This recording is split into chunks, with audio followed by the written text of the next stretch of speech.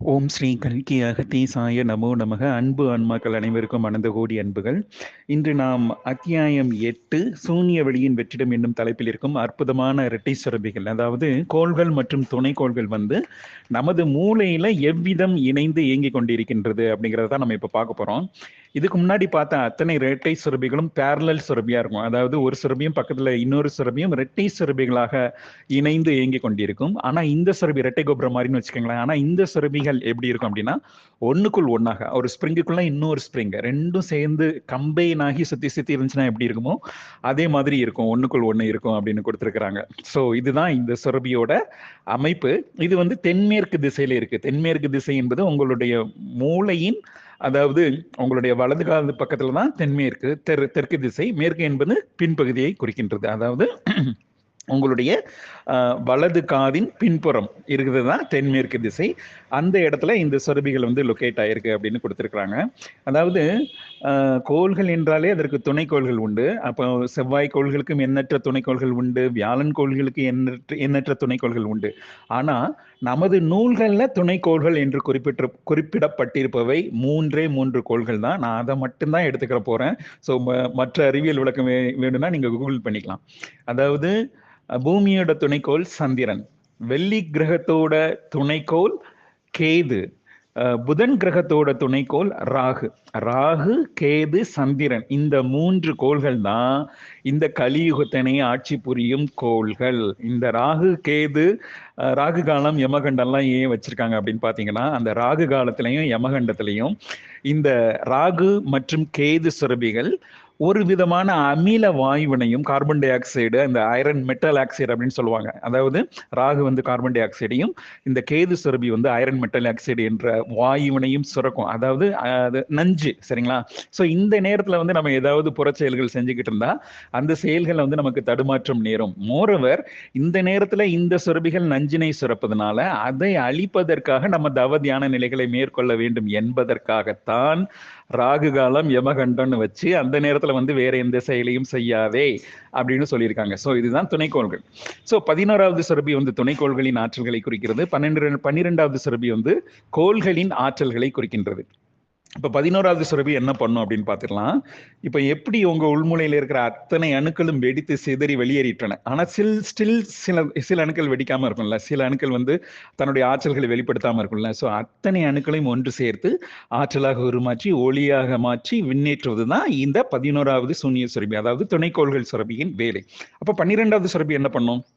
இப்ப 12வது சுரபி என்ன பண்ணும் அப்படின்னா, கோள்களின் ஆற்றல்களை நமது உள்மூளை முழுவதும் ஸ்ப்ரெட் பண்ண செய்து, அதாவது தலைமை சுரபியிடமிருந்து அதற்கு பக்கத்துல இருக்கு இல்லையா, இந்த 5 சுரபிகள் இருக்கும். அதாவது செவ்வாய், வியாழன், புதன், வெள்ளி, சனி ஆகிய 5 சுரபிகளும் தலைமை சுரபியோட சுத்தி இருக்கும். அதனாலதான் முருகப்பெருமானுக்கு அறுபடை வீடுலாம் கொடுத்துருக்காங்க. அறுபடை வீடுல ஐ திங்க் திருச்செந்தூர் மட்டும்தான் கடல் பக்கத்துல, மற்ற எல்லா அறுபடை வீடுகளும், மற்ற எல்லா வீடுகளும் மலை மேலதான் வச்சிருக்காங்க. இது எல்லாமே எதை குறிக்குதுன்னா, நமது உள்மூலையில தலைமை சுரபியை சுற்றி இந்த சுரபிகள் இருப்பது போன்றே முருகப்பெருமானுக்கு அறுபடை வீடுகள். ஏன்னா முருகப்பெருமான் தானே தலைமை சுரபியை குறிப்பிடுறாரு. ஸோ அவரை குறிப்பிடுறதுக்காக தான் இந்த அறுபடை வீடுகளும் அமைக்கப்பட்டிருக்கின்றன. சரி, இப்ப கொஞ்சம் நெகட்டிவ் தாட்ஸ் போயிடலாம். இப்ப நான் ஒரு சினி கிளிப்ஸ் ஷேர் பண்ணியிருக்கேன். ஃபியூச்சர்ல கூட நான் நிறைய சினி கிளிப்ஸ் ஷேர் பண்றதுக்கான வாய்ப்பு இருக்கு. நீங்க அதெல்லாம் ஒரு பிராட் சென்ஸ்ல எடுத்துக்கணும். இது ஏதோ ஹீரோ ஹீரோயின் ஆடிட்டு இருந்தா கூட நம்ம அதுக்குள்ள என்ன ஞானத்தை தேட முடியும் அப்படின்னு தான் நீங்க பார்த்து அதுல இருந்து புரிஞ்சுக்கணுமே தவிர, இது என்ன சினிமா கிளிப் இருக்கு அப்படின்லாம் நீங்க சிந்திக்க கூடாது. Be broad minded. நான் அப்படிதான் இருக்கிறேன். உங்ககிட்ட இருந்து நான் அதே தான் எதிர்பார்க்கிறேன்.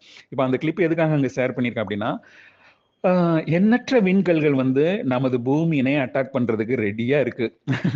அது தெரிந்து சில பேர் அதுக்கான அமைப்புகள், ஆயத்தங்கள் எல்லாமே செஞ்சுக்கிட்டு இருக்காங்க. அதை நமது படங்கள் மூலமாக நமக்கு உணர்த்திக்கிட்டே இருக்காங்க. காந்தாரா படம் பாத்தீங்கன்னா அதுல கூட விண்கற்கள்லாம் விழுற மாதிரி ஸ்டார்டிங்லன்னு நினைக்கிறேன். அதே மாதிரி நிறைய ட்ரெய்லர் பாருங்க. எல்லா ட்ரெய்லரும் பாத்தீங்கன்னா ஏதோ ஒரு குண்டு வெடிக்கிற மாதிரி, இல்ல விண்கற்கள் விழுற மாதிரி, இல்ல cinema posters, first look motion posters பாத்தீங்கன்னா அதுலயும் பின்னாடி எல்லாம் வெடிச்சு சிதற மாதிரி அதெல்லாம் காமிச்சுக்கிட்டே இருக்காங்க. எதுக்காக அப்படி பண்றாங்கன்னா, நமக்கு சப்கான்சியஸ் மைண்ட்ல இன்டெரக்டா ஃபீட் பண்றாங்க இதெல்லாம் நடக்க போகுது அப்படின்ட்டு. அதனாலதான் தெய்வங்கள் இந்த மாதிரியான அழிவுகள் விண்கற்களால் நிகழ போகின்றது அப்படிங்கிறத உணர்ந்துதான் நம்ம எல்லாரையும் சீக்கிரம் விண்ணேற்றிடணும் அப்படின்னு முயற்சி பண்ணி இவ்வளவு பாடுபடுறாங்க. இதை அன்னையும் ஒரு சின்ன ஹிண்டா கொடுத்திருக்காங்க. இதை நாம் சிறு குறிப்பாகவே, அதாவது விண்கல் விண்கற்களால் பெரும் அழிவு நிகழ காத்திருக்கின்றது, இதை நாம் ஒரு சிறு குறிப்பாகவே நல்கிடுவோம், உணர்ந்து ஏற்க கடவுது அப்படின்னு கொடுத்து முடிச்சுட்டாங்க. அவங்க எந்த டீட்டெயிலும் இதை பத்தி கொடுக்கல. ஸோ எனக்கு தெரிஞ்ச இன்புட்ஸா உங்களுக்கு நான் கொடுத்துருக்கிறேன். ஸோ இதுதான் அந்த விண்கற்கள் வந்து, அதாவது இப்ப கோள்கள், துணைக்கோள்கள், விண்கற்கள் ஆகிய 3 நிலைகளை பற்றியும் கொடுத்திருக்காங்க. 3 நிலைகளில் உள்ள இந்த இது எல்லாமே மனிதர்களோட ஆன்மாவிற்கு உதவி செய்வதற்கு மாத்திரமே படைக்கப்பட்டிருக்கின்றது அப்படின்னு கொடுத்திருக்கிறாங்க. இப்போ வந்து ஒரு மனிதன் வந்து தான் வந்து தெய்வ நிலையினை அடையலாம். அதாவது இந்த 9 மற்றும் 10 சுரபிகள் தானே இது, am I right? 9 மற்றும் 10வது சுரபிகள் இல்ல, சாரி, 11 மற்றும் 12வது சுரபிகளான இந்த கோள்களின் ஆற்றல்களையும் துணைக்கோள்களின் ஆற்றல்களையும் உள்ளடக்கிய சூனிய சுரபிகள் திறவு கொள்ளும் பொழுது ஆதியும் அந்தமும் உணரப்படும். ஆதியும் அந்தமும் அல்லானே உள்ளானேன்னு சொல்றாரு இல்லையா? ஆதியும் இல்ல, அந்தமும் இல்ல, ஆனா ஆதியும் இருக்கு, அந்தமும் இருக்குன்றாரு. அந்த மாதிரி என்ன சொல்றாரு? இப்ப பாருங்க, ஆதியும் அந்தமும் இல்லா அருப்பெருஞ்சோதியை யாம் பாட கேட்டேயும் வன்செவியோ நின்செவிதான் அப்படின்றாரு. அவர் என்ன சொல்றாரு? ஆதி மந்தமும் இல்லாத அருப்பெருஞ்சோதியை அவர் கண்டு நடந்திருக்காரு. ஸ்டில் வந்து அவருக்கு அருள் கிடைக்கல. உன்னோட காது என்ன வன்செவியா அப்படின்னு திட்டுறாரு சிவபெருமான பார்த்து. யாரு? மாணிக்க வாசகர். ஸோ ஆனா அவர் உணர்ந்திருக்காரு அப்படிங்கிறத இந்த பாடல் மூலமாக அவர் சொல்கிறார். ஸ்டில் அவருக்கு அருள் கிடைக்கலன்றாரு. என்ன காரணம்னு தெரியல. ஸோ மேபி அதை நமக்கு நாமே பொருத்தி பார்க்கணும். மாணிக்க வாசகர் வந்து பொல்லா வினையேன் அப்படின்னு தன்னைத்தானே சொல்றாரு. அவர் என்ன பொல்லா வினையனா? இல்ல. அந்த பாடலை கேட்கும் நம்ம வந்து அதை உணர்ந்து நம்மளுடைய வினைகளை உணர்ந்து ஏற்று கழிக்க வேண்டும் அப்படிங்கிறத உணர்ந்துக்க வேண்டும் அப்படிங்கிறதான் தன்னுடைய பல பாடல்களில் தன்னை வந்து ரொம்ப தாழ்த்தியேன், நாயினும் கடையேன், பேயினும் இழிந்தேன் அப்படிலாம் சொல்லுவார். ஸோ அவர்லாம் அப்படி சொல்றாருன்னா அப்ப நம்ம வந்து நம்மளுடைய ஆணவத்தை எல்லாம் அழித்து கொஞ்சம் கொஞ்சமாக அகம்பாவ கழிவுகளை நீக்கி அன்பாக மாற வேண்டும் அப்படிதான் இந்த அவரோட நோக்கம் இல்லையா? ஒரு நூலாசிரியர் வந்து எதுக்கு கொடுத்திருக்காருன்னா, தான் உணர்ந்த நிலையினை வந்து மற்றவர்களும் உணர வேண்டும் அப்படின்னு தான் அது வந்து பல்வேறு பாடல்களை குறிப்பாக உணர்த்தி விட்டு போயிருக்காங்க எல்லா தெய்வங்களும். ஈவன் ஆதிமகா சரஸ்வதி இந்த அத்தியாயமேட்டில் நான் படிக்கும்போது உண்மையிலே வாய் விட்டு சிரிச்சேன். என்ன கொடுத்துருக்காங்கன்னா, யாம் ஞானத்தினை தெளிவாகவே எடுத்துரைக்கின்றோம், இருப்பினும் உணர்ந்து தேர்ச்சியுறுவர்கள் எவரும் இல்லை என்பதே சத்திய நிலையாகும் அப்படின்னு கொடுத்துருக்குறாங்க. யாருமே நான் எவ்வளவு தெளிவா எடுத்துரைக்க முயன்றாலும் யாரும் இதை உணரவில்லை என்பதே சத்திய நிலையாகும் அப்படின்னு கொடுத்துருக்காங்க. ஏன் அப்படி கொடுத்துருக்காங்கன்னு தெரியல.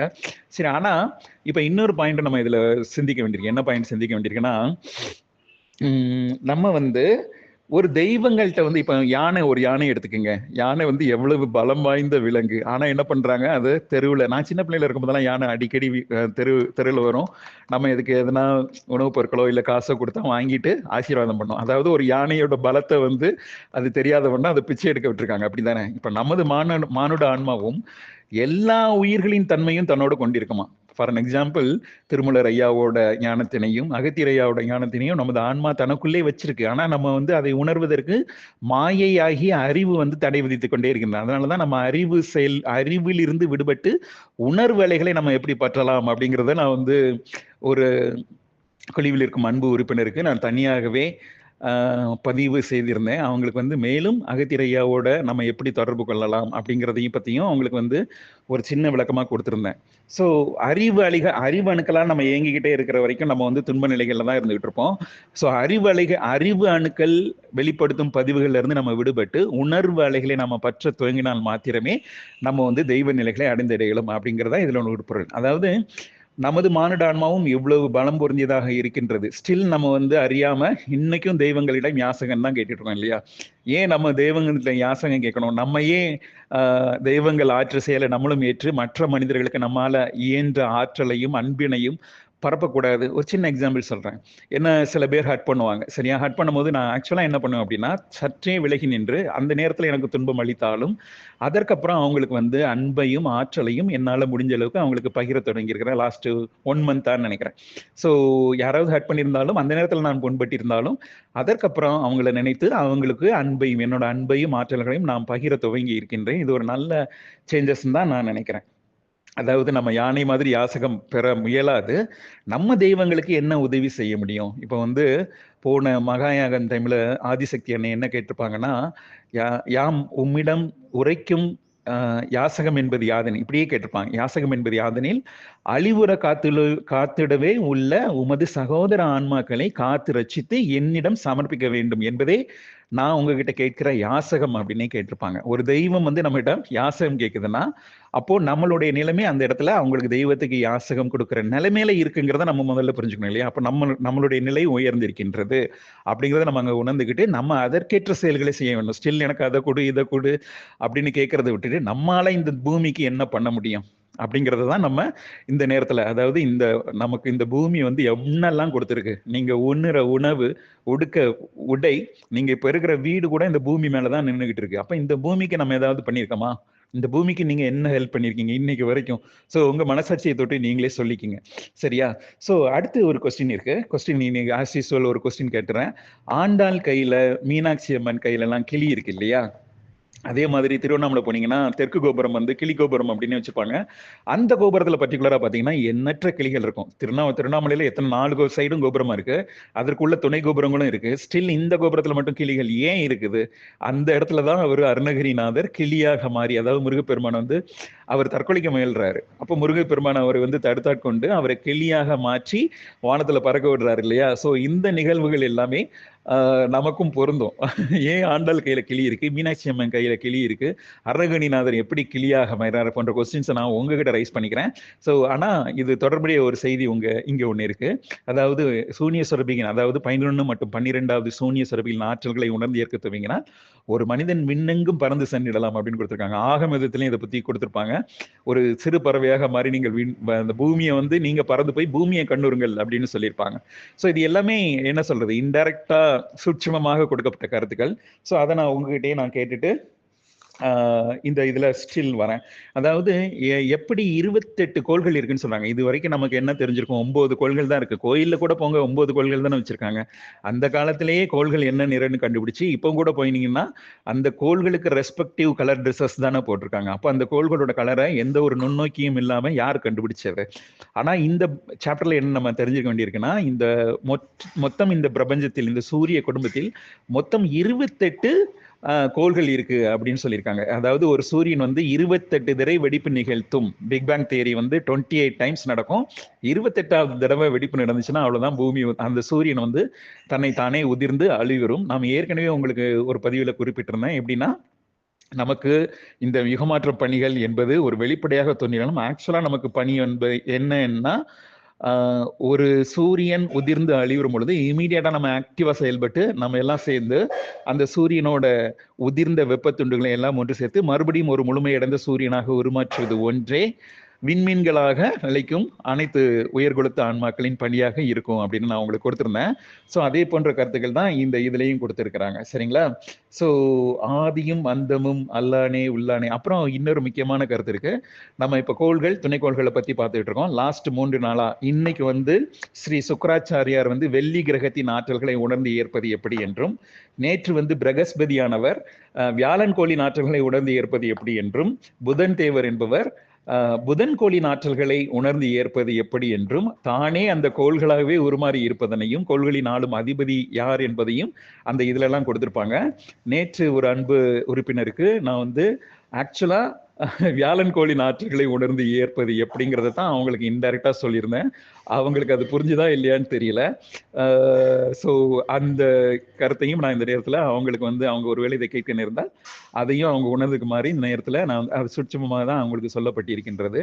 வியாழன் கோளின் ஆற்றல்களை உணர்ந்து ஏற்று அதன் மூலமாக அகத்திய மகரிஷிகள் போன்ற குருமார்களோட, உயர்ந்த குருமார்களோடு நாம் எவ்விதம் தொடர்புகளை ஏற்படுத்திக் கொள்ளலாம் அப்படிங்கிற போன்ற கருத்துக்கள் தான் அவங்களுக்கு ஷேர் பண்ணப்பட்டிருக்கின்றது.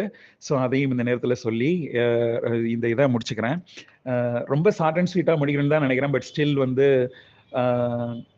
ரொம்ப எக்ஸ்பேண்ட் ஆகி போயிட்டே இருக்குது. ஃபார் அன் எக்ஸாம்பிள், நேற்று 7வது சாப்டர் எடுத்து பார்த்தீங்கன்னா 10 நிமிஷத்துல முடிச்சிருக்கேன். பட் ஸ்டில் ஒவ்வொரு கருத்தையும் தனித்தனியாக எடுத்து ஆராய்ஞ்சு பார்த்தாலே ஒவ்வொரு கருத்துமே ஒரு சின்ன சின்ன பாயிண்ட்ஸா இருக்கு. அது எல்லாமே ஒரு 10 நிமிஷம் எக்ஸ்பிளைன் பண்ற அளவுக்கு போகும். 1 மணி நேரம் பேச வேண்டிய கண்டென்ட்டை தான் நான் ஒரு 10 நிமிஷத்துல கொடுத்துருக்கிறேன்.